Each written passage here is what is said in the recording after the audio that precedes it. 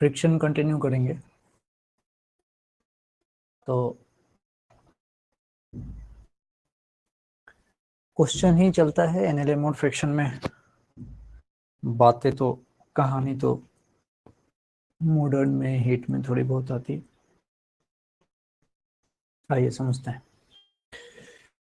माना मेरे पास अब एक सिचुएशन है जिसमें कहा है कि find the net pulling force, find the net pulling force applied at an angle theta so that the block just move। मतलब यहाँ ना क्वेश्चन पूरा कैसे होता, जब इस पे मैं एक पुलिंग फोर्स लगाऊं इस डायरेक्शन में, मैं इस पे ऐसे यहाँ से थीटा एंगल पे एक पुलिंग फोर्स एफ लगाऊं, तब ये सवाल पूरा होता। अब बात होती कि नेट पुलिंग फोर्स कितना लगाया जाए कि ब्लॉक जस्ट मूव करे, जस्ट मूव। अब जस्ट मूव करे, अच्छा ठीक है भाई, ये जो जस्ट मूव वाली बात होती है, जहां भी मुझे जस्ट मूव वाली बात दिखे तो जस्ट मूव देखते ही मैं समझ लूंगा कि एक्सीलरेशन यहाँ होना नहीं है। मतलब एक्सीलरेशन की बात जो होनी है ए बराबर 0 होगा। अच्छा, इसका एक और नाम है, वो है कि on the verge of sliding. इसका एक और नाम है on the verge of sliding.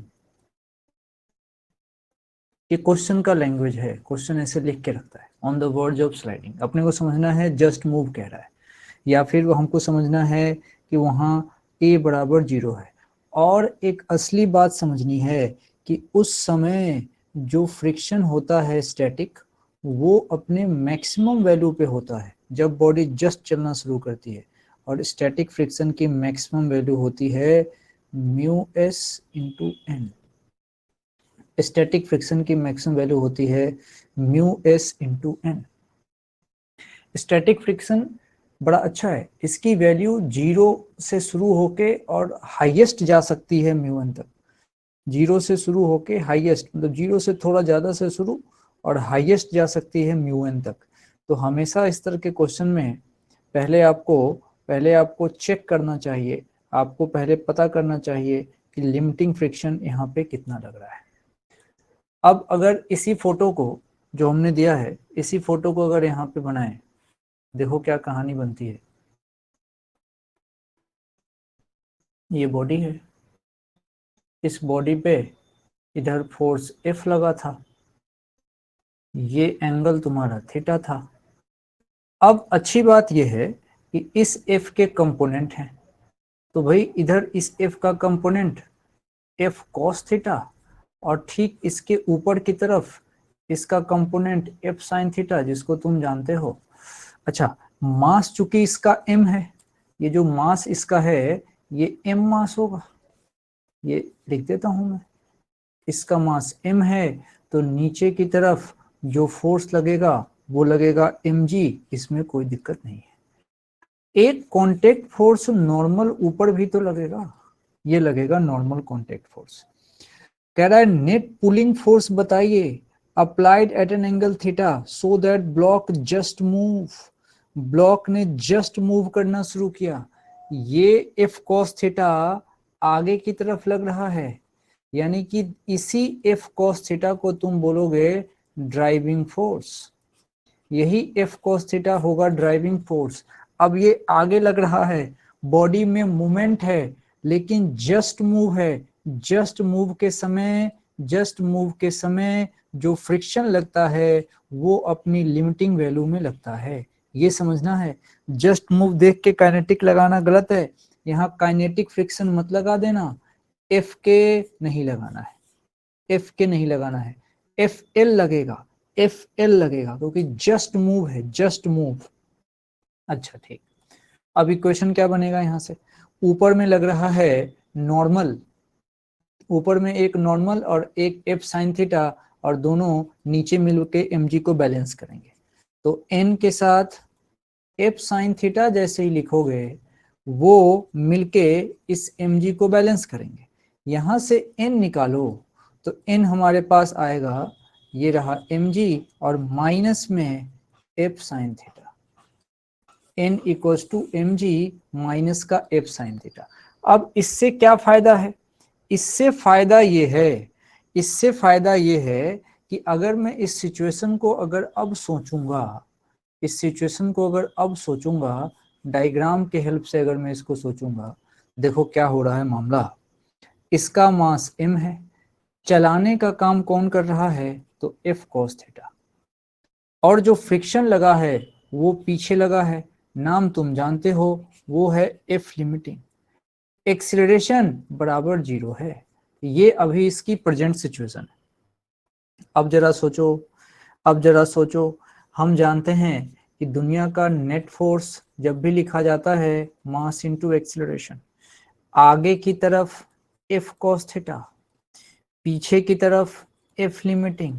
मास तो ठीक है, ए जीरो रखूंगा, ए जीरो रखूंगा। और अच्छी बात समझो, यहां से क्या कहानी आई, एफ कॉस थीटा बराबर एफ एल, और एफ लिमिटिंग का फॉर्मूला तुम जानते हो म्यू एन होता है। एफ लिमिटिंग का फॉर्मूला म्यू एन होता है। अच्छा, अब सारी लड़ाई ये है कि मैं एन रखूंगा और आंसर आ जाना है। एन क्या है हम पहले निकाल चुके हैं, ये रहा M G minus M G, एक मिनट, ये स्क्रीन आ गया, ये M G minus F sine theta है। तो एन नहीं, एन के जगह पे मैं पुट कर दूंगा M G minus F sine theta, बस हो गया। अब यहां से पूरी कहानी आ गई कि भाई एफ कॉस थीटा हमारे पास तरीके से अब हम निकाल सकते हैं, इसमें कोई दिक्कत वाली बात नहीं। अब जब तुम सॉल्व करोगे तो तुमको यहां से मिलेगा F equals to mu M G upon cos theta plus mu sine theta, cos theta plus mu sine theta. ये यहां से एफ आएगा, ये यहां से एफ आएगा। सही है, आंसर आ गया तो वाई टाइप कीजिए, दोबारा कराना है डी टाइप कीजिए, वैल्यू डालिए, वैल्यू वाई, वाई, ठीक है, ओके, डन डन डन। इसी सवाल को थोड़ा चेंज किया जाए तो क्या होगा, जैसे इसमें क्या किया जाए, उसी तरीके से मास m को रखा जाए और अब की बार इसको पुश किया जाए अंदर की तरफ, मतलब अब इसको अंदर की तरफ पुश किया जाए और पुशिंग फोर्स फाइंड करने के लिए कहा जाए। इस तरीके से एंगल हॉरिजॉन्टल से ही मापना है और इस एंगल को थीटा लेना है, लेकिन अब की बार ये जो एफ है ये अंदर की तरफ लग रहा है, इसके एरो को देख लो। अब फोर्स फाइंड करना है, अब फोर्स फाइंड करना है।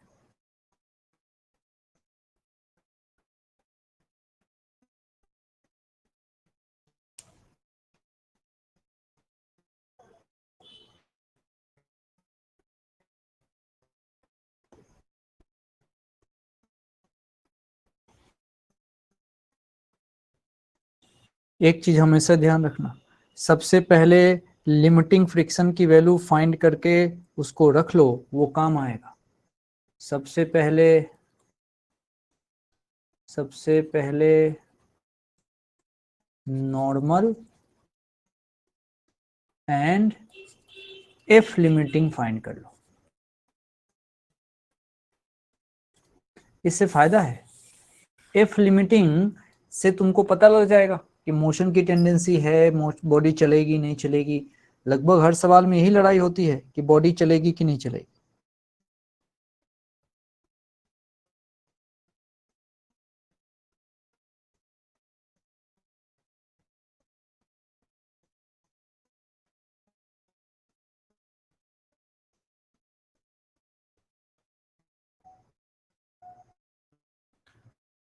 करके देखिए।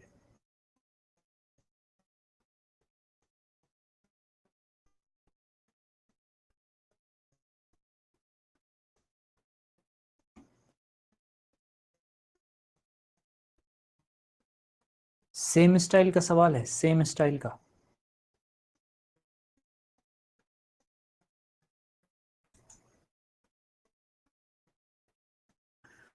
इसको होमवर्क में ट्राई कीजिएगा और देखना, यहाँ पे जब तुम फोर्स निकालोगे ना, ये आएगा तुम्हारा mu M G upon cos theta अब माइनस का म्यू साइन थीटा, इतना ही अंतर आएगा।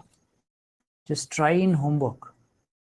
उसके बाद इसको अगर एक बार कल डिस्कस कर दूंगा, एक बार इसको कल डिस्कस कर दूंगा, आप इसको होमवर्क में ट्राई कर सकते हैं।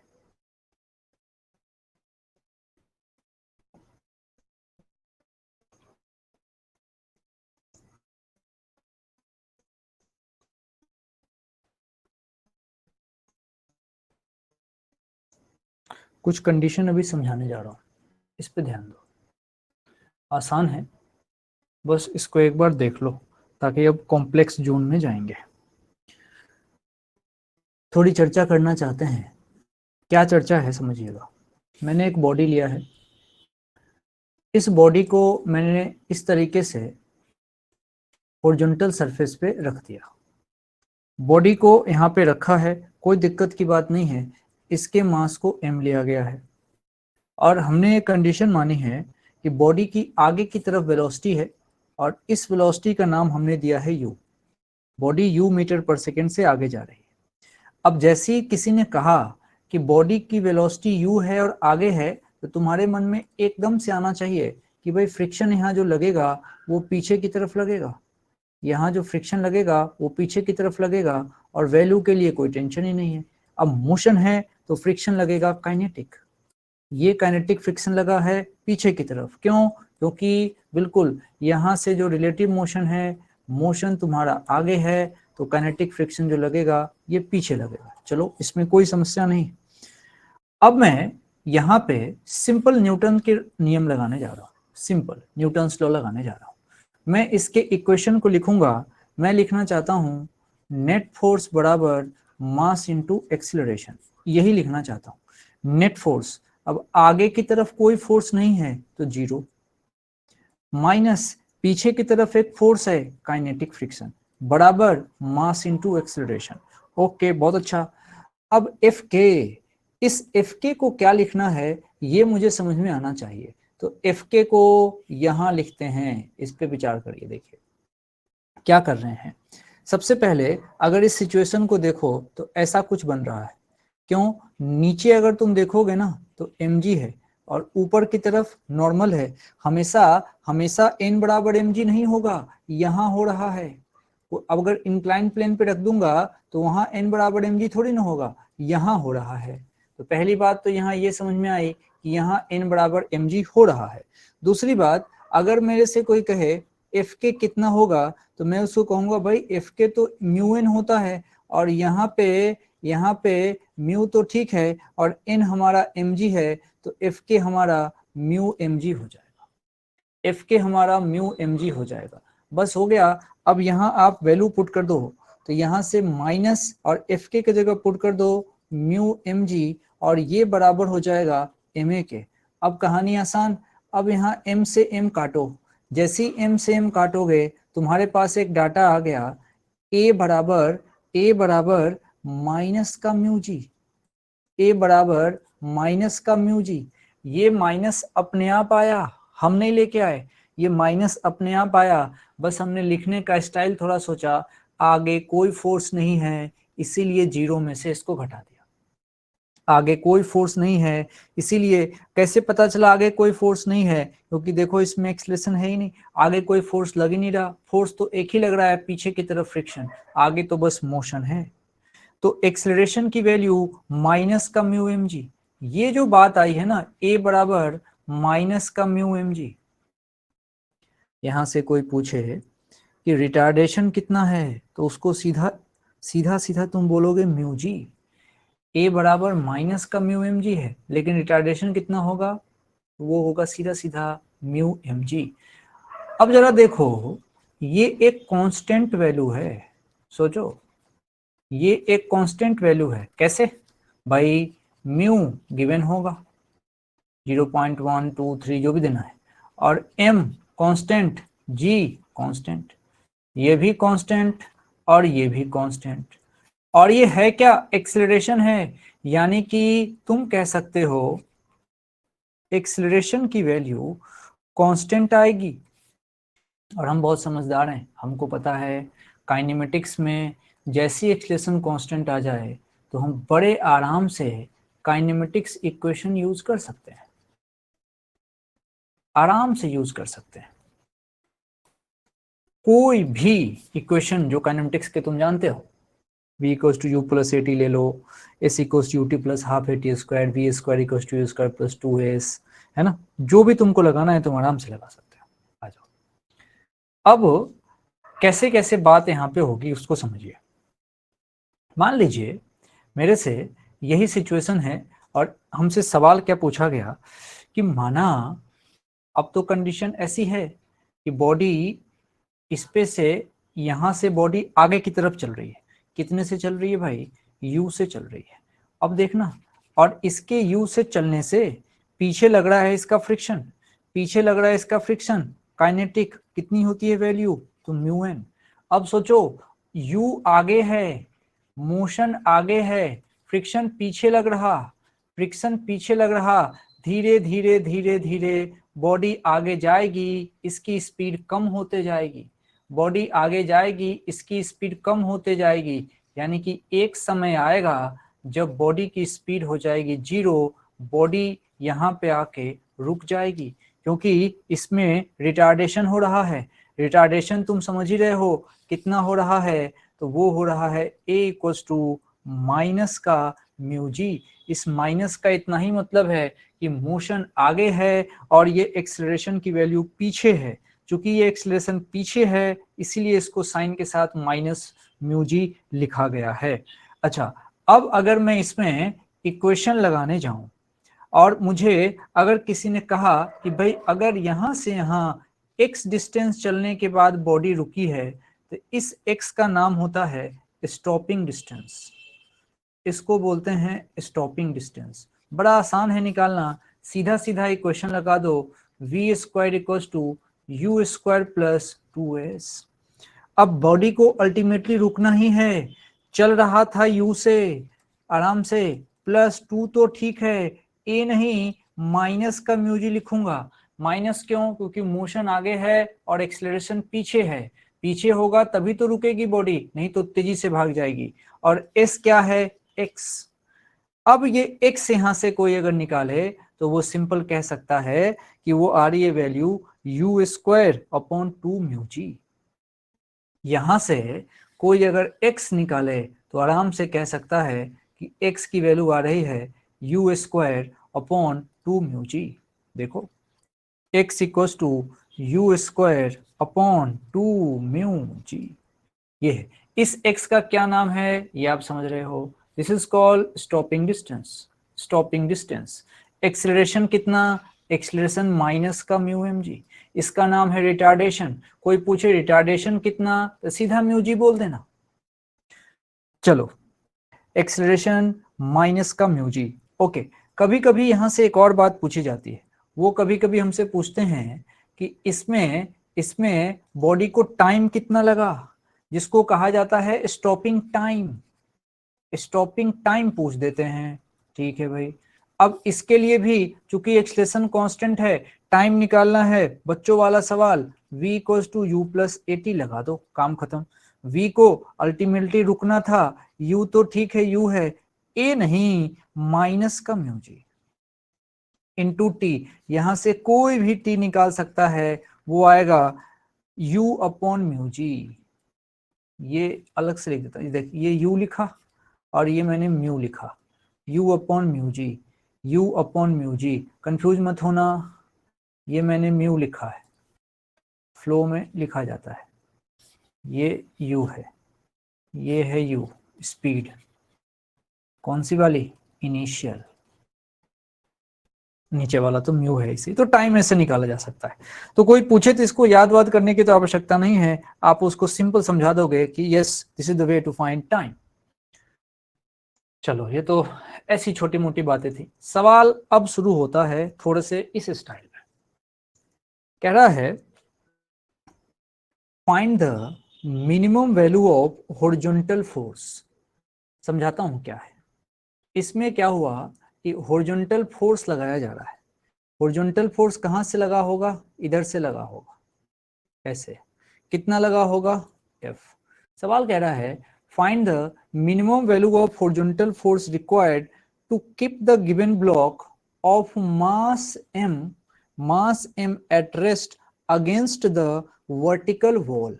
ये वॉल है, इस वर्टिकल वॉल के अगेंस्ट रेस्ट पे रखना है, जहां कोफिशिएंट ऑफ फ्रिक्शन म्यू है। ये कोफिशिएंट ऑफ फ्रिक्शन जो यहां लग रहा है वो है म्यू।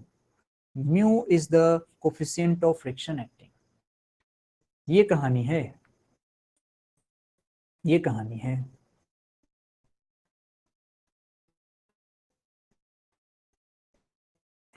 एक ये मैं करना चाहता हूं, आप इसको देखिए, मेरे तरह सोचने की कोशिश कीजिए, मेरे तरह सोचने की कोशिश कीजिए, क्योंकि ये सवाल ऐसा है कि तरह तरह से हमेशा बदल बदल के पूछा जाता है।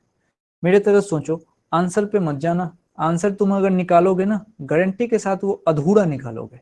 तुम बराबर करके निकाल दोगे और वो उल्टा पुल्टा आएगा, अधूरा आएगा। एक्सलेशन में एम नहीं आएगा, बिल्कुल एक्सलेशन में एम नहीं आएगा। कहाँ लिख दिया मैंने एक्सलेशन में एम? कहीं लिख दिया क्या? एक्सलेशन में एम कहीं लिख दिया क्या? एक्सलेशन में एम कहीं लिख दिया? ओहो यस, एक्सलेशन में एम कैसे लिख दिया प्रभु? एम तो कट गया था, ये देखा। और कहीं लिख दिया क्या? ओ, भाषण भी दे दिया है। एक्सलेशन में एम बिल्कुल नहीं आएगा। एक्सलेशन में एम तो काट दिया था। हाँ, काटा तो है, काटा तो है, काटता तो है। देखो यहाँ काटा है ना, यहाँ काटा था, लेकिन वहां गलती से लिख दिया है। असुविधा के लिए खेद है। बाकी सब जगह ठीक ही होगा, बाकी जगह ठीक है, ठीक है, ठीक है। हाँ ठीक है, धन्यवाद। अब आइए, अब आइए इस बात को समझाता हूं कि यहाँ क्या चलने वाला है। आराम से देखो सिचुएशन। मैं एक बढ़िया सेंटेंस लिखने जा रहा हूं। देखो इसने क्या बोला है कि एक सेंटेंस है इसका, रेस्ट। रेस्ट, ये रेस्ट पे इसको रखना है। रेस्ट पे रखने का मतलब होता है तुमको स्लाइड नहीं कराना है। देखो मैं क्या लिखना चाह रहा हूं, ये बात आज कल परसों लगातार बोलता रहूंगा। नहीं चलने की शर्त क्या है? नहीं चलने की शर्त, बॉडी रेस्ट पे रहे उसकी शर्त क्या है? तो भाई चलाता कौन है? चलाता तो ड्राइविंग फोर्स है। यानी कि मेरा जो ड्राइविंग फोर्स है, मेरा जो ड्राइविंग फोर्स है, ध्यान से ये अपनी कॉपी में बड़े बड़े अक्षरों में लिखोगे। क्या लिखोगे? नहीं चलने की शर्त, कंडीशन फॉर नो स्लाइडिंग। नहीं चलने की शर्त, मेरा जो ड्राइविंग फोर्स है, चलाने वाला, वही कम पड़ जाए। किससे? किससे? अरे रोक कौन रहा था? Limiting friction. यानी कि रोकता कौन है? Static friction. कितना रोक सकता है? अपनी मैक्सिमम वैल्यू तक, जिसको बोलते हो लिमिटिंग फ्रिक्शन। तो मेरा चलाने वाला फोर्स अगर इससे कम पड़ जाए, तब बॉडी स्लाइड ही नहीं करेगी। इस बात को समझना है कि न चलने की शर्त क्या है? नहीं चलने की शर्त यही है कि जो चला रहा था वो कम पड़ जाए, जो चला रहा था वो कम पड़ जाए। और यहाँ चलाता कौन है? यहाँ चलाता है ड्राइविंग फोर्स। मतलब अगर मेरा ड्राइविंग फोर्स ही कम पड़ जाए तो बॉडी नहीं चलेगी, तो बॉडी नहीं चलेगी। ये कॉपी में लिख लो, नहीं चलने की शर्त, नहीं चलने की शर्त, बार बार लिखो, नहीं चलने की शर्त कि भाई मेरा ड्राइविंग फोर्स लिमिटिंग फ्रिक्शन से कम पड़ जाए, मेरा ड्राइविंग फोर्स लिमिटिंग फ्रिक्शन से कम पड़ जाए। अब आ जाओ इसी सिचुएशन को यहाँ समझते हैं, इसी सिचुएशन को यहाँ समझते हैं। ये बॉडी है, उसको दीवार के सहारे ऐसे लटका के रखना है। अब दीवार के सहारे कैसे रख सकता हूं मैं तभी रख सकता हूं जब मैं एक धक्का लगाऊं, और मैं इधर से इस पे धक्का लगाऊं। मैंने इस पे एफ अमाउंट ऑफ फोर्स इधर से लगा दिया। मैं जितना जोर से एफ लगाऊंगा उतना ही जोर से उधर से नॉर्मल लगेगा। क्योंकि नॉर्मल कॉन्टेक्ट फोर्स है। अच्छा ठीक है, नीचे नीचे क्या लगेगा भाई, इसका वजन है तो नीचे की तरफ तो लगेगा mg। अच्छा, अब दीवार में फ्रिक्शन फ्रिक्शन दे रखा है। अब जरा सोचो, अब जरा सोचो यहाँ हो क्या रहा होगा, हो क्या रहा होगा। आराम से सोचना, ध्यान से जो मैं कहना चाहता हूँ उस पर फोकस करना। भाई मेरा जो ये फोर्स है उसको तो नॉर्मल ने बैलेंस कर दिया, समझो। नॉर्मल को तो मैं जितने जोर से दबाऊंगा, मैं जितना ज्यादा एफ लगाऊंगा उतना ही नॉर्मल लगेगा। अच्छा, और मुझे इसको रोक के रखना है। अच्छा, लेकिन चलाने की कोशिश कौन कर रहा है, ये mg। तो आज ये समझो, ये mg ड्राइविंग फोर्स है, ये mg चलाना चाहता है, इसी mg को कहोगे तुम ड्राइविंग फोर्स। और ये ड्राइविंग फोर्स कहाँ है, ये नीचे की तरफ है। जब ये नीचे की तरफ है मतलब टेंडेंसी है, मतलब यहाँ पे जो मोशन होने की टेंडेंसी है ना, वो टेंडेंसी नीचे की तरफ है। यानी कि जो फ्रिक्शन लगेगा वो फ्रिक्शन लगेगा ऊपर, वो जो फ्रिक्शन लगेगा वो लगेगा ऊपर। और समझना कैसा फ्रिक्शन है, हम रोकना चाहते हैं, इसीलिए स्टैटिक फ्रिक्शन है, हम रोक के रखना चाहते हैं। लगेगा स्टैटिक फ्रिक्शन, लगेगा स्टैटिक फ्रिक्शन। अब देखना, अब कहानी कैसी बनी। ब्लॉक ऐसे है, ब्लॉक ऐसे है, ब्लॉक में सिचुएशन ये है, क्या हुआ, ऊपर की तरफ लग रहा है फ्रिक्शन, कैसा, स्टैटिक, ओके नो प्रॉब्लम। नीचे कौन है, नीचे है mg। अच्छा, नॉर्मल नॉर्मल ऐसे है क्योंकि नॉर्मल दीवार के अकॉर्डिंग लग रहा है। अब मेरा फोर्स ये है, मेरा फोर्स ये है। अब जरा देखना, ड्राइविंग फोर्स नहीं चलने की condition, condition for no sliding, बढ़िया बात, नो स्लाइड, मैं लिख देता हूं फॉर नो स्लाइडिंग। एक ही नियम है नो स्लाइडिंग का कि मेरा जो ड्राइविंग फोर्स है, मेरा जो ड्राइविंग फोर्स है वो कम पड़ जाए या बराबर हो किससे, fx की मैक्सिमम वैल्यू से। अच्छा, तो ड्राइविंग फोर्स यहाँ है कौन, mg। ये mg कम पड़ जाए fs मैक्स से, और इसका फॉर्मूला होता है म्यू एन। और आज n का काम f कर रहा है, n का काम f कर रहा है। अब काम खत्म है, अब तो बस डाटा बिठाना है। तो देखो mg मेरा म्यू f के अकॉर्डिंग ऐसे लिखाएगा।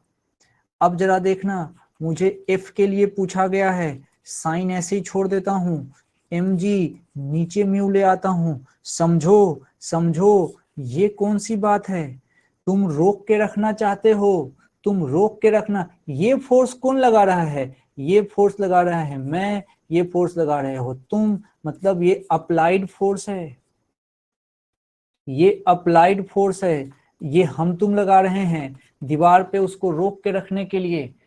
तो दीवार पे अगर उसको रोक के रखना है, दबा के रखना है, तो कम से कम mg अपॉन म्यू लगाना पड़ेगा।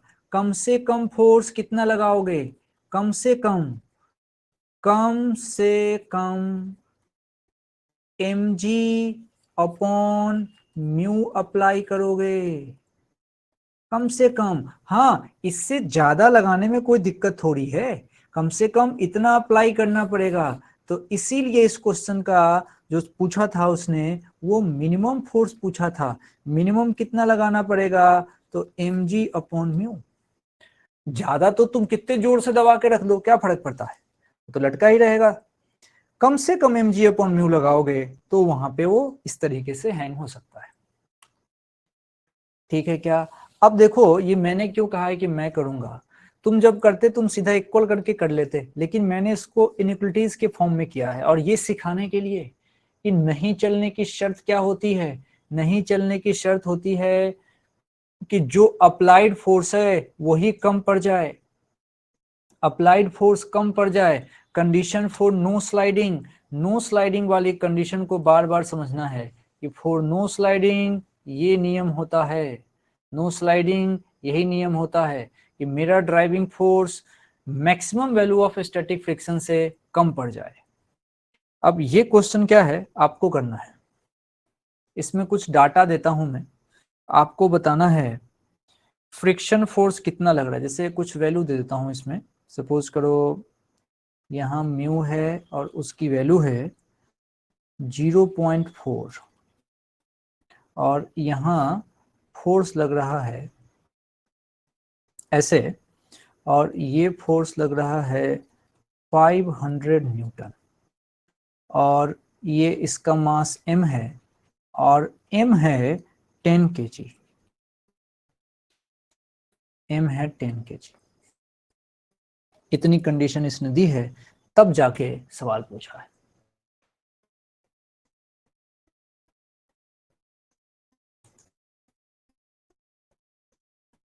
करिए।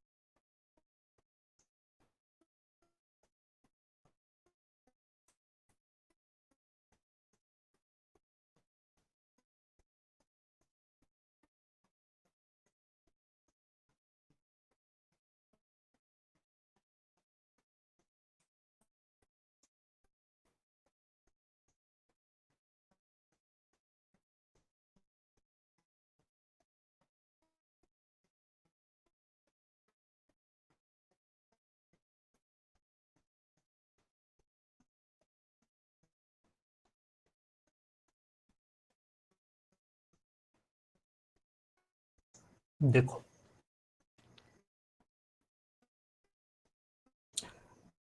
200 0 500 200 0 500 200 0 500 था।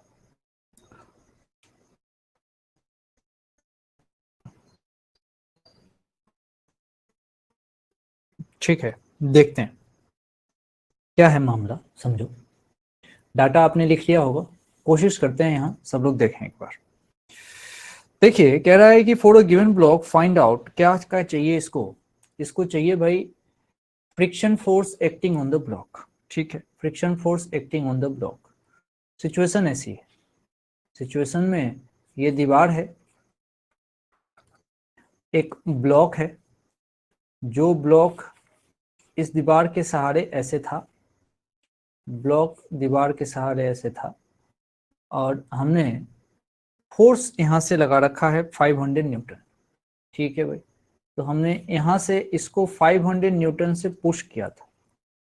तुम जानते हो जिस फोर्स से तुम पुश करोगे उसी के कोरस्पॉन्डिंग यहाँ नॉर्मल लग जाएगा, तो ये लगा तुम्हारा नॉर्मल।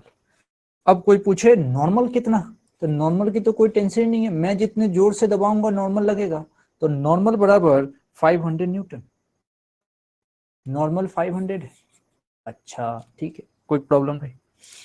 अब चूंकि इसका वजन 10 kg है, तो नीचे की तरफ एक फोर्स लगेगा जो इसको नीचे गिराना चाहेगा, वो लगेगा mg, और यानी कि वो है 10g। सॉल्व करोगे तो वो कितना है 100, तो 100 न्यूटन तो भाई नीचे लग रहा है। अब आप जानते हो ये इसको गिराना चाहेगा, हमसे पूछा है फ्रिक्शन फोर्स यहाँ कितना लग रहा है। ठीक है भाई, ठीक है भाई। अब देखो ये है इसका ड्राइविंग फोर्स, ये है इसका ड्राइविंग फोर्स, ड्राइविंग फोर्स चलाना चाहता है। हमको कुछ नहीं करना, सबसे पहले इसका अच्छा उपाय ये है, स्टेप 1 में आप किसी कोने में इसकी लिमिटिंग फ्रिक्शन की वैल्यू निकाल के रख लीजिए। आप जानते हैं कि लिमिटिंग फ्रिक्शन के बराबर फोर्स अगर ड्राइविंग हो तभी बॉडी चल पाएगी। तो देखते हैं यहाँ बॉडी चल पाती है कि नहीं। इसके लिए लिमिटिंग फ्रिक्शन की मैक्सिमम वैल्यू कितनी होती है, म्यू एस इंटू एन। अच्छा म्यू एस इंटू एन। अच्छा म्यू एस इस क्वेश्चन में ये देखो म्यू दे रखा है 0.4, जब कुछ मेंशन नहीं हो तो म्यू एस म्यू के और म्यू तीनों एक ही मानते हैं। तो ये रहा तुम्हारा म्यू की वैल्यू जो कि 0.4 है, पुट इट हियर 0.4। नॉर्मल तुम लोग पता ही है 500 रखना है। तो अब देखिए लिमिटिंग फ्रिक्शन यानी एफ एस की मैक्सिमम वैल्यू कितनी आ गई, तो 200 न्यूटन। इसका मतलब जब तक ड्राइविंग फोर्स 200 न्यूटन नहीं होगा, जब तक ड्राइविंग फोर्स 200 न्यूटन नहीं होगा बॉडी चलेगी ही नहीं। यानी कि ड्राइविंग फोर्स, अब देख लो, जो एफ ड्राइविंग है, एफ ड्राइविंग है ओनली ओनली 100 न्यूटन है। सोचो एफ ड्राइविंग ओनली 100 न्यूटन है, इसका मतलब क्या हो रहा है, समझ पा रहे हो? इसका मतलब बॉडी ऐसी है, ऐसी है जिसके नीचे 100 न्यूटन लग रहा है, 100 न्यूटन लग रहा है। और सोचना टेंडेंसी नीचे की तरफ है, टेंडेंसी नीचे की तरफ है, तो फ्रिक्शन ऊपर लगेगा। और तुमको पता है जब तक बॉडी नहीं चलती है तब तक जो फ्रिक्शन लगता है वो स्टैटिक लगता है और वो ड्राइविंग फोर्स के बराबर लगता है। यानी कि यहाँ जो फ्रिक्शन लगेगा ऊपर की तरफ लगेगा और कितना लगेगा, 100 न्यूटन लगेगा। सोच के देखो 100 न्यूटन लगेगा। अरे ये तो 200 न्यूटन तो उसकी मैक्सिमम वैल्यू है। मेरा स्टैटिक फ्रिक्शन 0 से लेके 200 न्यूटन के बीच में कुछ भी लग सकता था, कुछ भी लग सकता था, कुछ भी लग सकता था। लेकिन आज ड्राइविंग फोर्स मात्र 100 न्यूटन है, ये 100 न्यूटन से ही उसको डिस्टर्ब किया जा रहा है, तो अपने खाते में से 100 न्यूटन निकाल के लगा देगा। अच्छा ठीक है भाई, स्टैटिक फ्रिक्शन कितना लगा, तो 100 न्यूटन लगा। बॉडी चलेगी क्या, नहीं चलेगी, बॉडी तो रेस्ट पे रहेगी, बॉडी रेस्ट पे रहेगी। अच्छा तो एक्सलेशन कितना होगा, अरे भाई 0 होगा, इसमें कोई दिक्कत वाली बात नहीं है। तो फ्रिक्शन कितना लगा, 100 न्यूटन, इस बात को समझिए, फ्रिक्शन कितना लगा, 100 न्यूटन। अच्छा एक्सलेशन कितना हुआ, भाई एक्सलेशन हुआ 0। अब ये पूछा है net contact force, net contact force, ये बात अच्छी है। नेट कांटेक्ट फोर्स, तो कांटेक्ट फोर्स कौन कौन है, कांटेक्ट फोर्स कौन कौन है, इसको समझना जरूरी है। आप लोगों के आंसर आए हैं, बढ़िया है, मैं चेक करता हूं, देखिएगा क्या है कहानी। नेट कांटेक्ट फोर्स, अच्छा भाई एक तो कांटेक्ट फोर्स होता है नॉर्मल, बढ़िया, और एक लग गया इसका फ्रिक्शन, एक लग गया फ्रिक्शन। तो net contact force, net contact force इन्हीं दोनों का रिजल्ट तो होगा, ये होगा, ये है एफ नेट। ये कितना है आप जानते हो, ये हो जाएगा अंडर रूट नॉर्मल का स्क्वायर और प्लस फ्रिक्शन का स्क्वायर। तो वही अंडर रूट नॉर्मल का स्क्वायर बोले तो 500 का स्क्वायर और इस फ्रिक्शन का स्क्वायर बोले तो 100 का स्क्वायर, यही इसका नेट कांटेक्ट फोर्स होगा। बात समझिए, नेट कांटेक्ट फोर्स होगा, सही है क्या? कोई दिक्कत है तो बोलिए, और समझ में आ गया तो एस टाइप करें, दिक्कत है तो डी टाइप करें, दिक्कत है तो डी टाइप करें, समझ में आया तो एस टाइप करें, एस टाइप करें।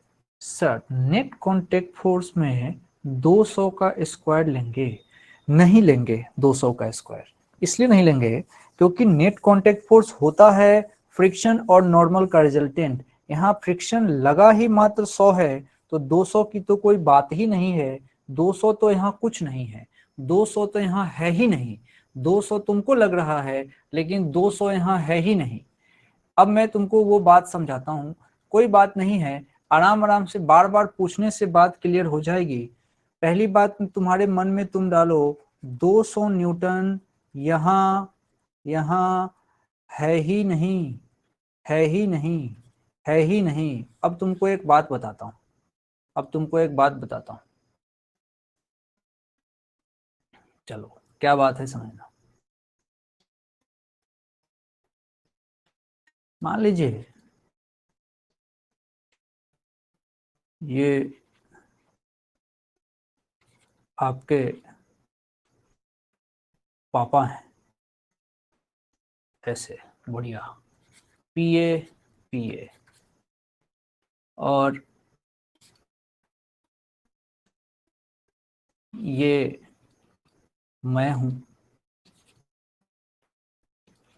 थोड़े बाल दो चार अलग कर देते हैं। जा, मैं तो अपने नाम का टी भूल गया।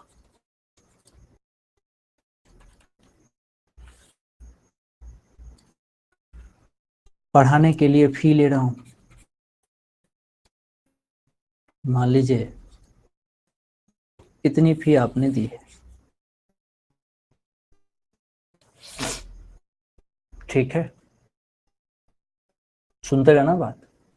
इतनी फी आपने दी है, कुछ लोगों ने कम भी दी है, मान लेते हैं ओवरऑल इतनी फी आपने दी है।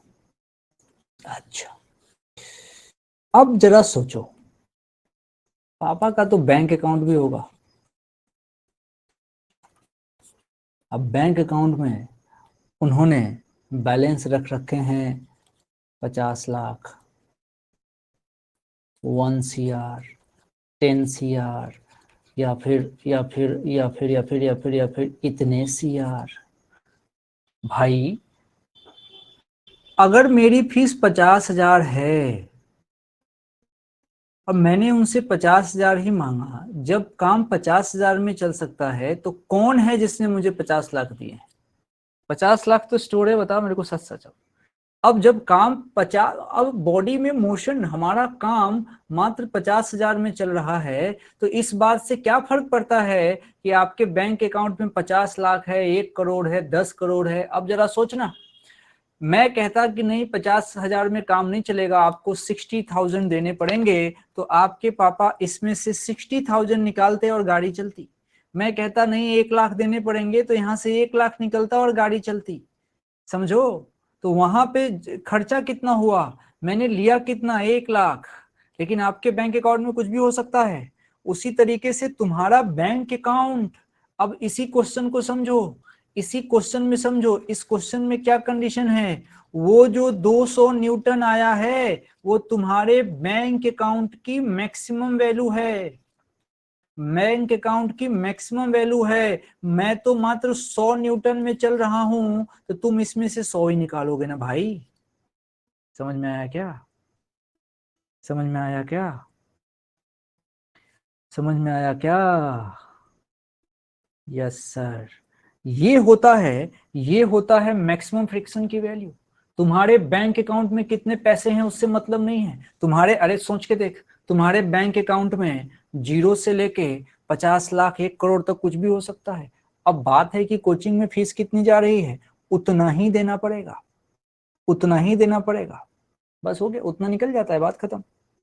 जितनी फीस चाहिए उतना ही निकाल सकते हैं, ज्यादा तो ज्यादा, कम तो कम। तो ये एक बेसिक थॉट है जिसको हम डेवलप कर सकते हैं आराम से, धीरे धीरे, कोई दिक्कत नहीं। चलो सवाल थोड़ा ट्विस्ट करते हैं, सवाल थोड़ा ट्विस्ट करते हैं, फोटो वही रखते हैं, फोटो वही रखते हैं, नया क्वेश्चन लेके आते हैं। फोटो वही, फोटो वही, ये देखो इसमें है,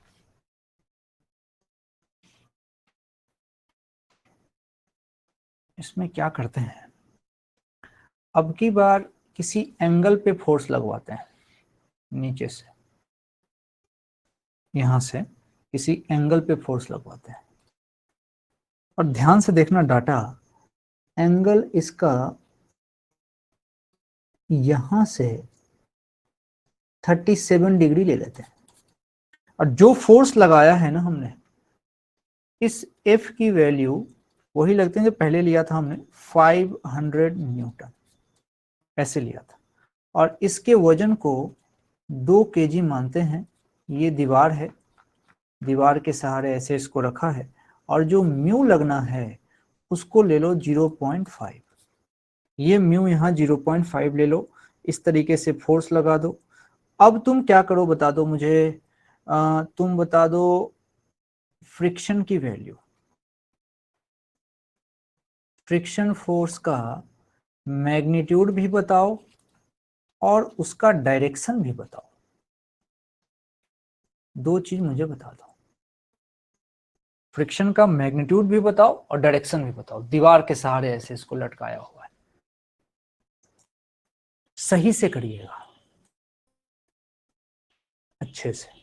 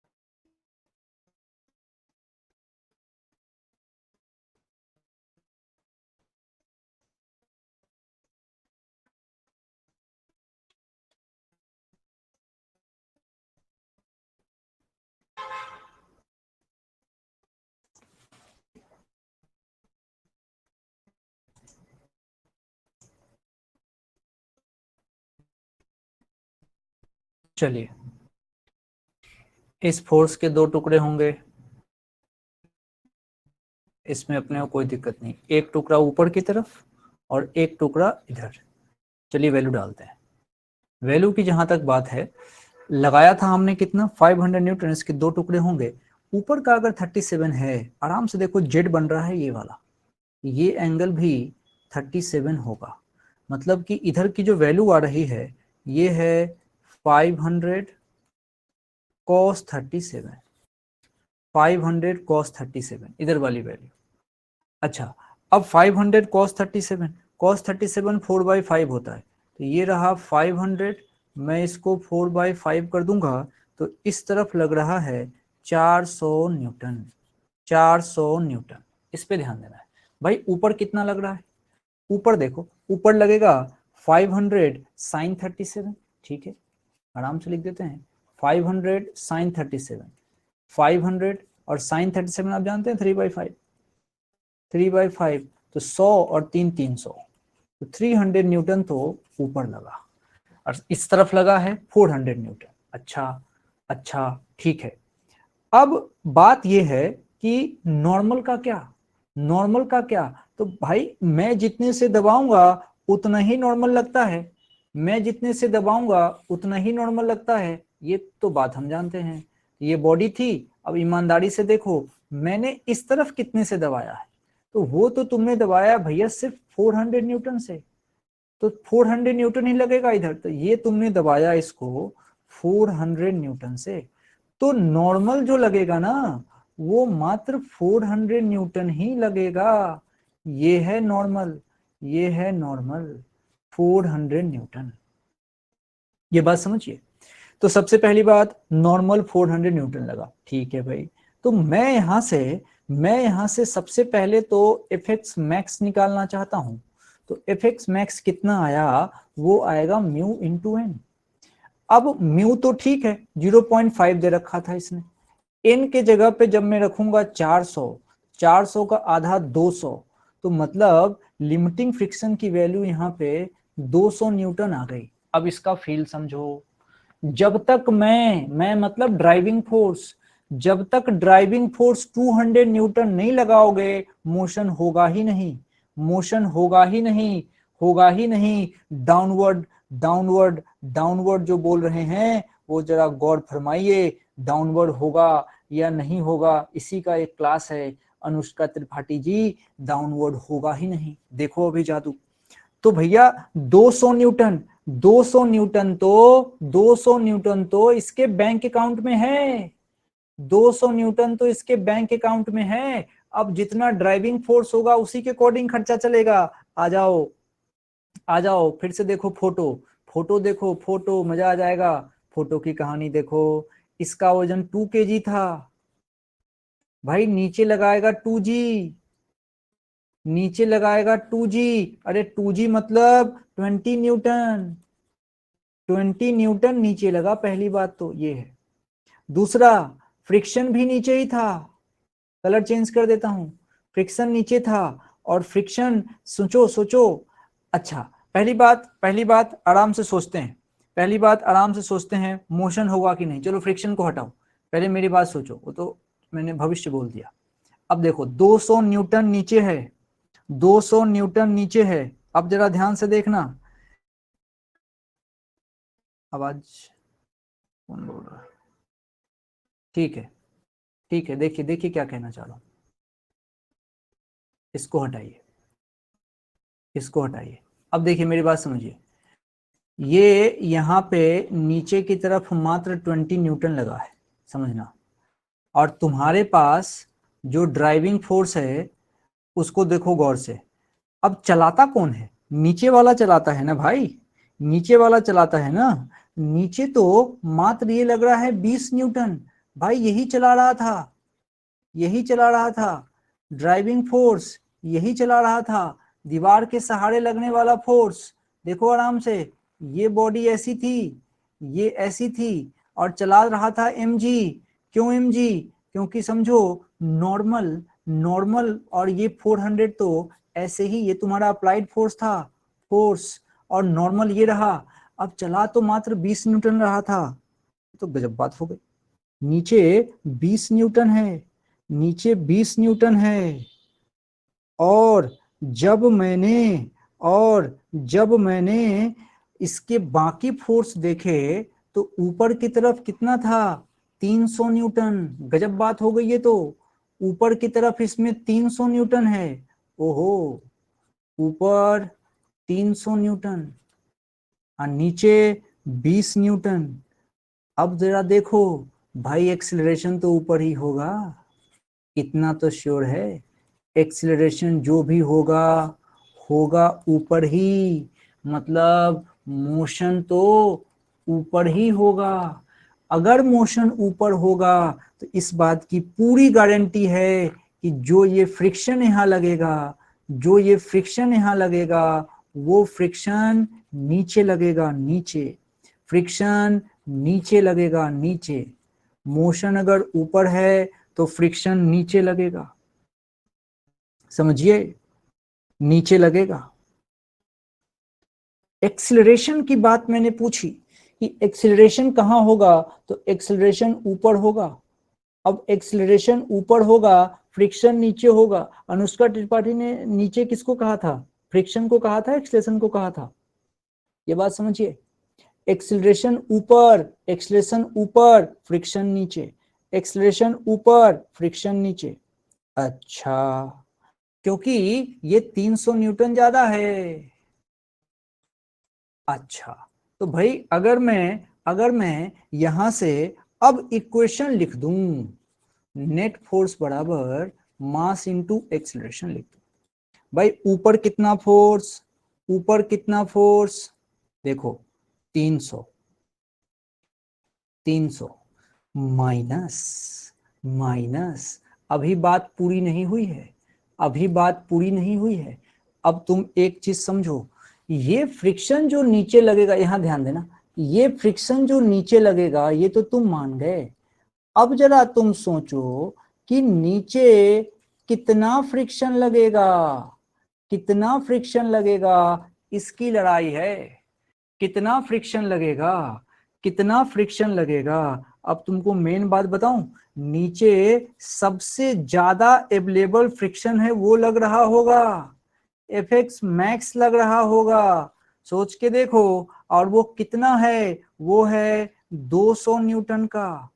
नीचे की तरफ जो लग रहा था वो 200 न्यूटन का लग रहा है। मुझे लग रहा है ये बाउंस जा रहा है। अब मैं तुमको एक बात समझाता हूं, समझो इस बात को, यहां से समझो, आराम से समझो, एक दो लेक्चर में सब सही हो जाता है। यहां से समझो, देखो ये एक मेरे पास ब्लॉक है, मैंने इसको इधर धक्का दिया है, मैं इधर इसको चलाना चाहता हूँ, मैं इधर इसको धक्का देके चलाना चाहता हूँ। ठीक है, मैं चाहता हूं कि मोशन हो।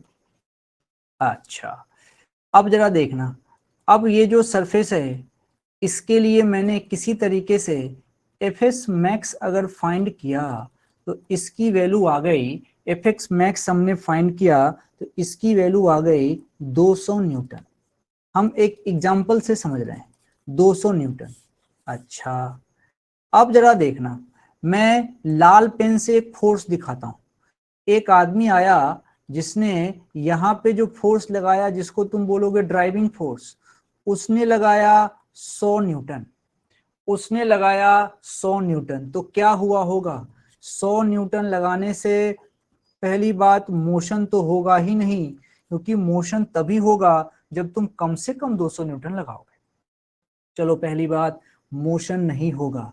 अब लड़ाई है फ्रिक्शन कितना होगा, फ्रिक्शन कितना होगा। तो भाई फ्रिक्शन कितना होगा, इसके अकाउंट में 200 न्यूटन थे, किसी ने आके 100 न्यूटन लगा के डिस्टर्ब किया, तो फ्रिक्शन मात्र 100 न्यूटन लगेगा, मात्र 100 न्यूटन लगेगा।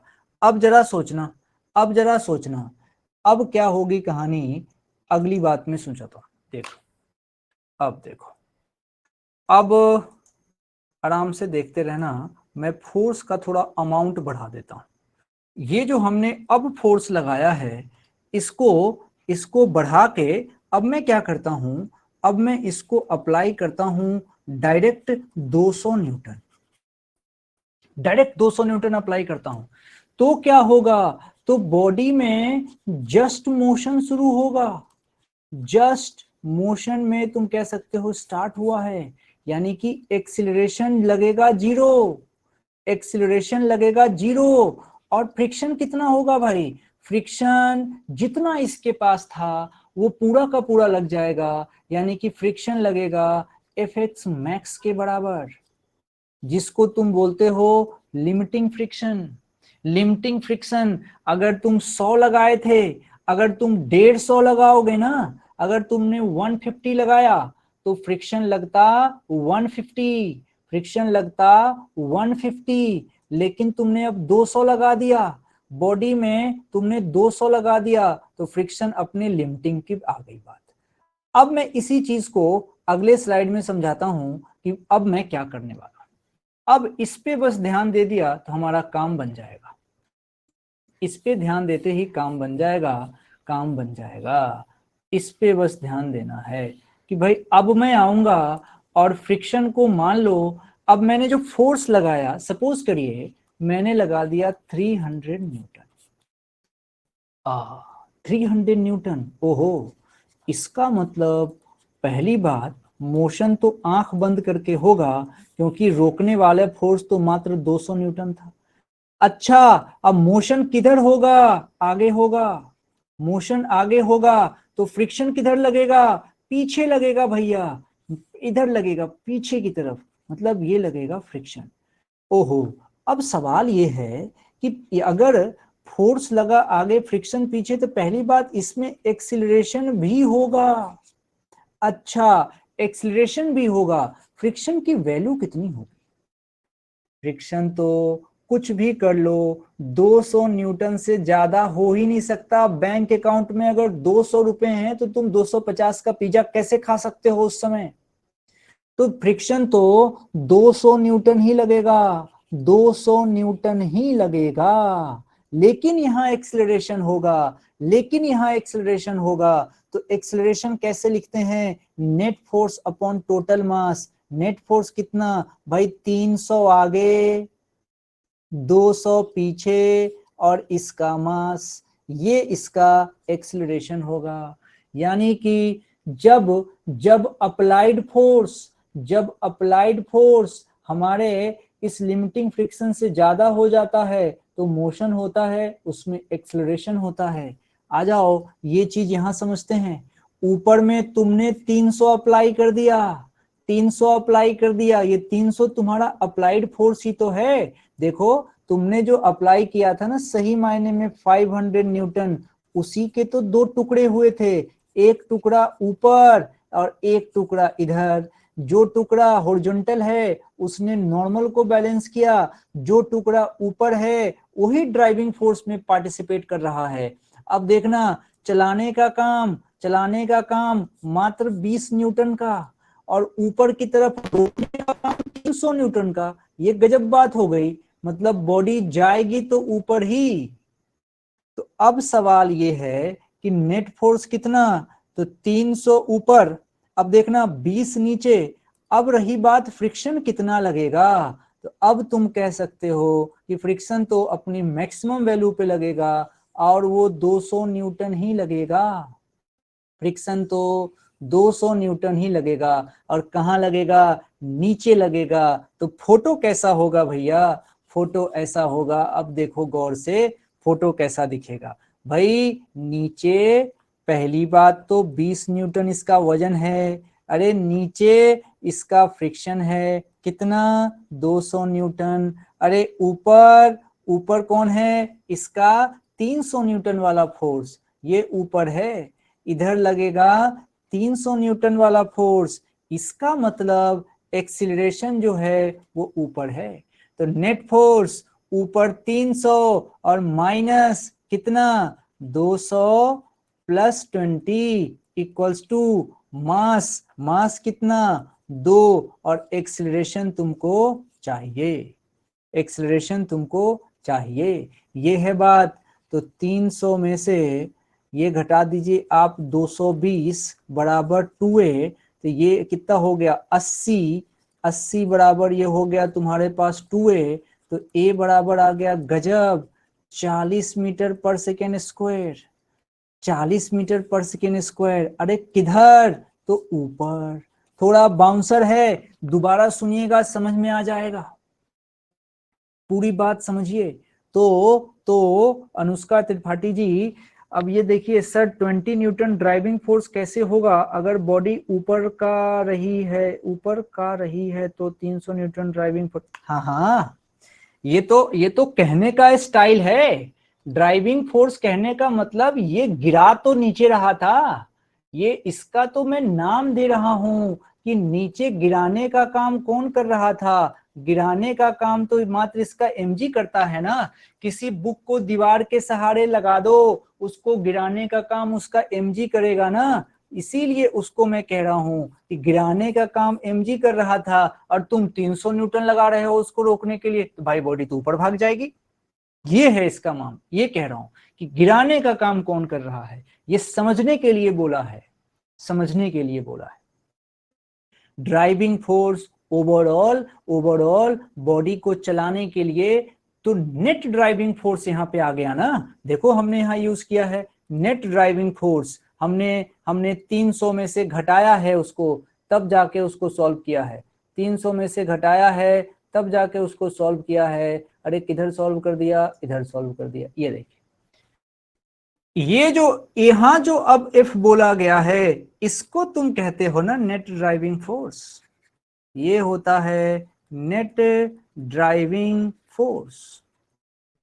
यहां जो मैंने लिखा है, ये मैं ये कहना चाह रहा हूं कि 20 न्यूटन जो इसका mg नीचे लग रहा है, पहली बार में तो गिराने का काम यही कर रहा था, वो तो बाद में हमारी नजर गई 300 पे कि अच्छा मेरे फोर्स के तो टुकड़े थे। अब जरा बुद्धि लगाओ, वो बेचारा मात्र 20 न्यूटन लगा के गिर रहा था, इतना कमजोर था, और तुमने उसको 300 न्यूटन लगा के रोक दिया। अरे वो तो भाग जाएगा, इसलिए तो ऊपर भाग गया। ये है बात, ये है बात, ये है बात। बोलिए, बात समझ में आई क्या, बात समझ में आई क्या। इस फोटो को बार बार देखो, ये वाला फोटो, इसको बार बार देखो, इसको बार बार देखो। इसको फिर से एक बार मैं बोलता हूं, कोई दिक्कत की बात नहीं है। ये देखो, ये फोटो, ये फोटो, ये क्या है, 2 kg का इसका वजन, नीचे लगा इसका mg, और फ्रिक्शन भी नीचे लग गया। कारण, क्योंकि तुमने 300 न्यूटन ऊपर लगा दिया ना भाई। 300 न्यूटन ऊपर लगाओगे, इसका मतलब यार नीचे गिर रहा था बेचारा 20 से, तुमने 300 लगा दिया, इसका मतलब ये तो ऊपर भाग जाएगा, इसीलिए एक्सीलरेशन ऊपर हुआ। और जब एक्सीलरेशन ऊपर हो गया, तब पता चला कि फ्रिक्शन नीचे होगा। सोचो, पहले पहले तो तुमने एक्सीलरेशन डिसाइड किया होगा और फिर तुमने सोचा ना कि फ्रिक्शन नीचे लगेगा। सोच के देख, सोच के देख। और ऊपर फ्रिक्शन, ऊपर एक्सीलरेशन कैसे हुआ? क्योंकि ऊपर तो 300 न्यूटन लग रहा था। ये है बात। सही है तो एस टाइप करें, सही है तो एस टाइप करें।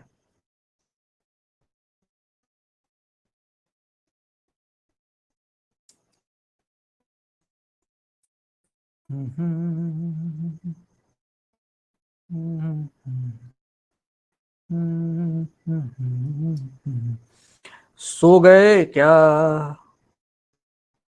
संजना, अनुष्का, श्रेया? Shreya the power.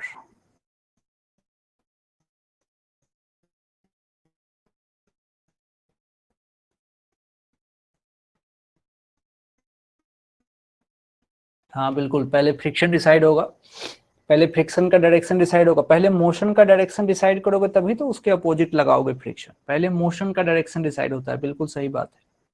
पहले मोशन का डायरेक्शन डिसाइड करेंगे, यानी कि पहले रिलेटिव मोशन तो डिसाइड हो जाए और उसी रिलेटिव मोशन के अगेंस्ट फ्रिक्शन लगता है। रिलेटिव मोशन आगे, फ्रिक्शन पीछे। यहाँ रिलेटिव मोशन ऊपर है इसलिए फ्रिक्शन पीछे।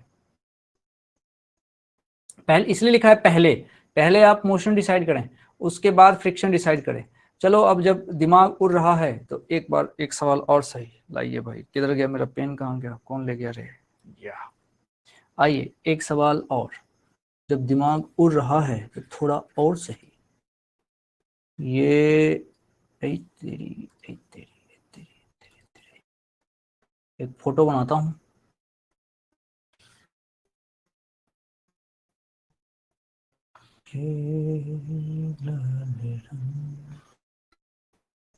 मुझे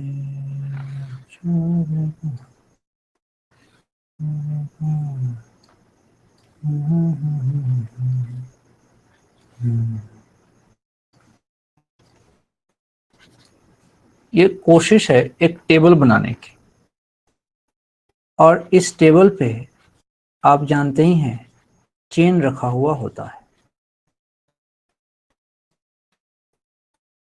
ये टेबल पे चेन रखा हुआ होता है। इस तरीके का सवाल चल रहा है, इस तरीके से। अब मैं कुछ डाटा आपको दे रहा हूं, कुछ डाटा आपको दे रहा हूं, है क्या इसमें समझिएगा। जो पूरा का पूरा चेन है, उस पूरे चेन का जो अपन डाटा लिखते चलो, उसका मास m है, और उस चेन का जो लेंथ लिया गया है वो l है।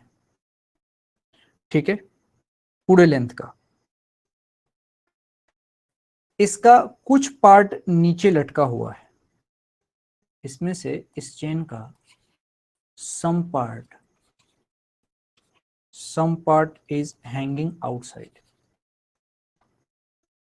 सीधा सीधा हैंगिंग से समझ जाओगे, सम पार्ट इज हैंगिंग।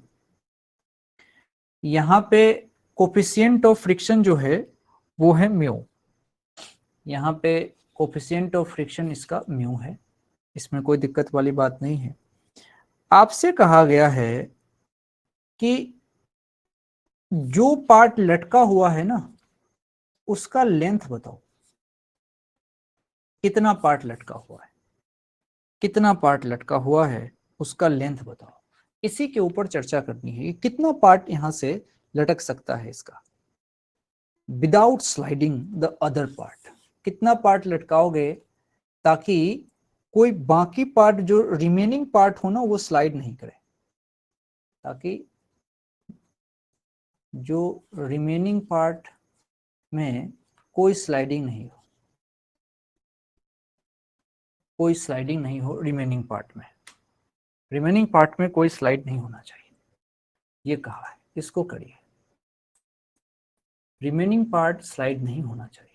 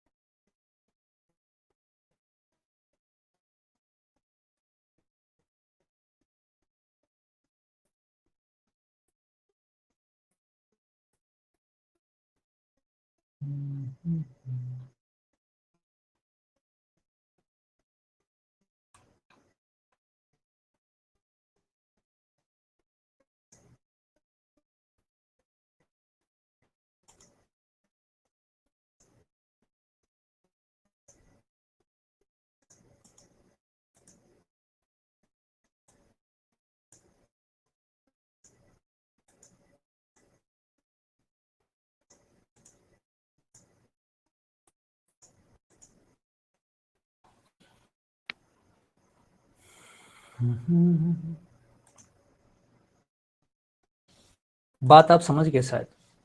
एम मास का चेन था, इसको धीरे धीरे लटकाए जा रहे हैं।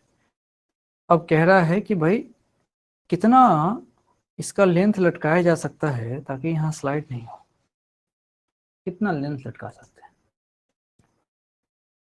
आराम से सुनो इसको, ऐसे बहुत सारे सवाल मिलेंगे।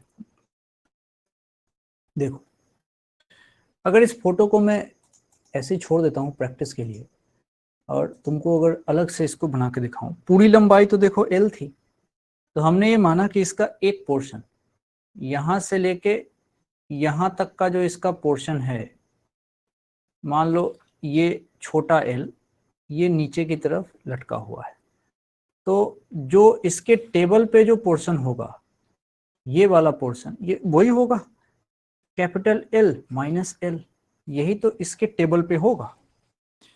अब बुद्धि लगाओ, जो पोर्शन टेबल पे है, यहां से यहां तक का जो पोर्शन है जो टेबल पे है, नॉर्मल मात्र वही लगाएगा, मात्र नॉर्मल वही लगाएगा एन।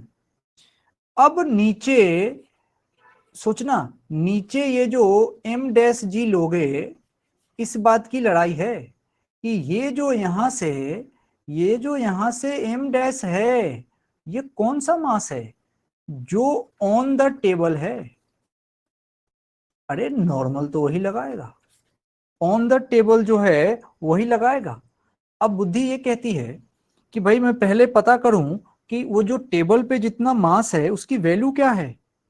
तो देखो, हमारे पास डाटा था कि पूरे चेन का अगर आपने एल लेंथ ले लिया, तब आपके हिस्से में मास पूरा एम आ जाएगा। अगर आपने यूनिट लेंथ लिया, तब आपके हिस्से में मास एम बाई एल आएगा। मुझे तो जो मास इस टेबल के ऊपर है, यानी कि जो लेंथ इस टेबल के ऊपर है, उसका मास चाहिए था, और वो लेंथ कितना है, एल माइनस एल। तो मुझे इस एल माइनस एल लेंथ के अंदर का मास चाहिए, तो मैं इसको बोलूंगा M by L into L minus L, L minus L. इतना मास है, कौन, जो टेबल पर है, यानी कि यही तुम्हारा एम डैश है। तो एम डैश की वैल्यू ऐसे आ जाएगी। अच्छा, तो फिर क्यों ना इसको तरीके से निकालें, तरीके से इसकी वैल्यू को निकालें। अब जरा दिमाग लगाओ, अब जरा दिमाग लगाओ, हो क्या रहा है, हो ये रहा है भैया कि अब तो अच्छी बात हो गई, इसको हटा दो। अब देखो, अब देखो, नीचे नीचे मैं लगाऊंगा एम जी, वो एम नहीं, M by L into L minus L into G. नीचे इतना ही लगेगा, इतना ही लगेगा। अच्छा, अब एक काम और करना है, एक काम और करना है। सोचो, जो मास लटका हुआ है उसकी वैल्यू क्या होगी, जो लटका हुआ है वो कौन सा मास होगा, समझना, इसी में दिमाग लगा लेते हैं। यूनिट लेंथ का मास एम बाई एल है, लटका हुआ लेंथ कितना था, एल। तो सोचो, ये जो लटका हुआ लेंथ है, इसका मास कितना होगा, तो ये मेरे पास होगा भाई यूनिट लेंथ का मास एम बाई एल। अच्छा, उसके बाद ये कितना लेंथ लटका है, एल, इसको जी से मल्टीप्लाई कर दूंगा, मतलब इतना नीचे की तरफ लग रहा है फोर्स, ये फोर्स लग रहा है इस पे नीचे की तरफ। ओ ठीक है, मान गए, ये फोर्स नीचे था।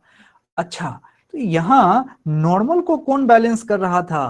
तो नॉर्मल को तो बैलेंस कर रहा था m by L, L minus L into जी।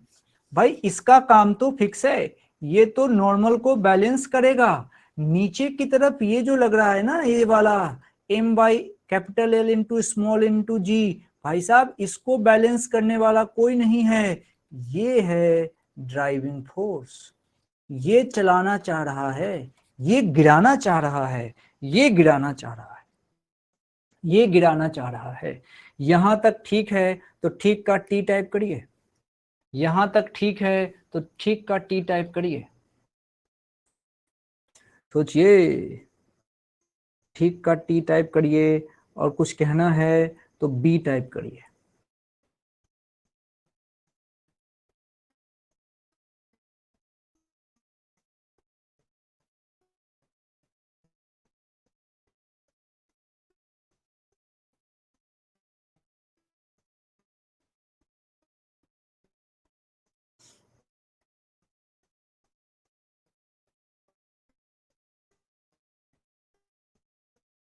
सब लोग टाइप करें,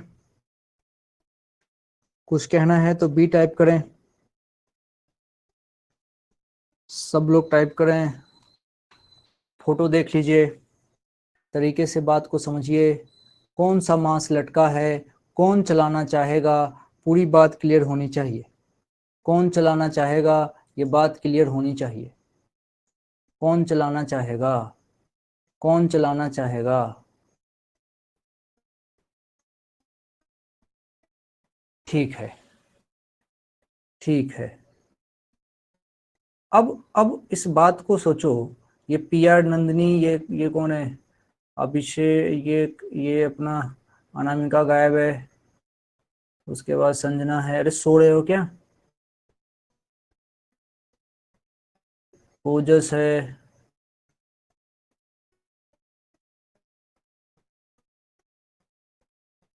चलो कोई नहीं, सो जाओ, बढ़िया ही है। सोते सोते कॉलेज में जाएंगे, एंजॉय करना। मैं तो जगा हूँ भाई, मैं तो अपना काम कर रहा हूँ, आप लोग सोइए मजे में। चलिए ठीक है, जो लोग जगह हैं उनके लिए बता दूं, ये यहाँ से ये जो फोटो है, ये फोटो को एकदम से दिमाग में फिट बिठाना है। क्या है इसका मामला समझो। इसमें ये है कि इस फोटो का जो सेक्शन है, कहाँ से कहाँ तक, ये से यहाँ से लेके यहाँ तक, ऊपर ऊपर का जो सेक्शन है, यही मात्र नॉर्मल प्रोवाइड करेगा, और ये नॉर्मल लगेगा ऊपर। और मात्र यहाँ से यहाँ तक का जो चेन का मास है, सिर्फ इतना, सिर्फ इतना, यही इसका जो मास है, इसका जो मास है, जिसका नाम हमने दिया था m डैश इंटू जी, और इस m डैश की वैल्यू इतनी आई थी, इतनी आई थी, और यही ये इसको बैलेंस कर लेगा। ड्राइविंग फोर्स का काम बस ये कर रहा है। हमसे क्वेश्चन ने कहा था कि हम गिरने नहीं देना चाहते। क्वेश्चन हमसे कह रहा था डज नॉट स्लाइड, ये क्वेश्चन की डिमांड थी। तो एक ही नियम है इसके, कि जो गिराने वाला है कौन, ड्राइविंग, जो इफ ड्राइविंग है वो कम पड़ जाए किससे, रोकने वाले से। कौन रोकता है, फ्रिक्शन, ज्यादा से ज्यादा रोकेगा तो एफ एस मैक्स। अच्छा, तो ड्राइविंग है कौन, ये है capital M upon capital L into G. लिख देता हूं, M by L into L G. अच्छा, ये किसके बराबर है, म्यू एन। ओहो, एन कौन सा, एन तो ये है, ये है एन। अब लिख रहा हूं मैं, ध्यान से देखना, ये मैं लिख रहा हूं M by L into L into G, ये ऐसा म्यू, और एन लिख रहा हूं, एन लिख रहा हूं। एन कितना लिखूंगा, देख लो, M by L, L minus L into G. बस हो गया। अब कट रहा है कौन कौन, भाई एम बाई एल से एम बाई एल कट गया, और कौन कट रहा है, जी कट रहा है। इस जी से ये वाला जी कट गया। तो बताओ इक्वेशन क्या बन रहा है। इक्वेशन बना, मैं लिखता हूं, मैच करिएगा। इक्वेशन बना कि जो एल की वैल्यू आ रही है, वो आ रही है mu L minus mu L. यानी कि जो एल आ रहा है, एक तरफ इसको ले आओ, इस एल को, तो ये आ जाएगा L प्लस म्यू एल, और ये आया तुम्हारे पास म्यू एल। तो ये यहाँ से जो L आ गया, ये आ गया 1 प्लस म्यू, और ये किसके बराबर है, म्यू एल के। यहाँ से L चाहिए था, L आ गया मेरे पास, mu L upon 1 plus mu. This is the answer, this is the answer. ये कौन सा L है, इतने लेंथ तक। इसका मतलब ये है कि जब इतना लेंथ नीचे गिराओगे, इतना लेंथ नीचे अगर गिरा, तब तक नो स्लाइड, तब तक फिसलेगा नहीं। इससे ज्यादा गिराओगे तो फिसल जाएगा। यानी कि मेरा आंसर अगर ऑप्शन में रहे तो या तो mu L upon 1 plus mu हो, या उससे कम कोई भी ऑप्शन रहे तो चल जाएगा। इससे ज्यादा लेंथ नीचे गिराओगे तो वो गिर जाएगा। तो ये चेन वाले सवाल होते हैं। चेन वाले सवाल का एक ही नियम है, समझिए। चेन वाले सवाल का एक ही नियम है, पहले देखो टेबल के ऊपर जितना पार्ट रखा है उसका कितना मास है, उसका कितना mg लग रहा है। फिर देखो कि जो पोर्शन नीचे गिर गया, लटक गया, उसका कितना मास है, कितना mg है।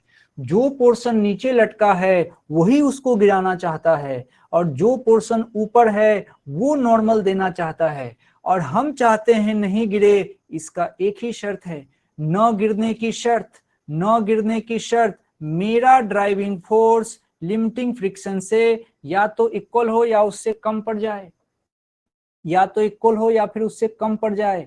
अच्छा, यानी कि अब ड्राइविंग फोर्स कौन था, जो पोर्शन लटका हुआ था उसका mg, और लिमिटिंग फ्रिक्शन की वैल्यू म्यू एन होती है। नॉर्मल कौन देगा, जो पोर्शन ऊपर था उसका mg। बस इतना ही लिखते के साथ छोटा सा कैलकुलेशन होता है और कहानी सॉल्व हो जाती है। क्वेश्चन जो हुए हैं उसको रिपीट करना पड़ेगा। ऑर्थोडॉक्स टेक्निक से बात नहीं बनेगी, सीधा सीधा देखते रहे और आराम से काम हो जाए। इसलिए सारे क्वेश्चन एक बार ट्राई करें दोबारा, तब जाके। जैसे शुरुआत की चीज़ें तो आसान थी, शुरुआत की चीज़ें आसान थी, बाद में जब एंगल में फ्रिक्शन लगा था और उसके बाद चेन वाले सवाल, इसको दोबारा करने की ज़रूरत होती है। चेन वाले सवाल की और भी वैरायटी आती है, आपको मिल जाएगा। कुछ याद करना नहीं होता है, इसमें थॉट ही लगाना पड़ता है। ये क्वेश्चन आपको दे दिया है, इसको ट्राई करिएगा, बाकी सब ठीक है, आराम कीजिए। और जो लोग रिस्पॉन्स नहीं देते हैं वो गधे हैं, महागधे।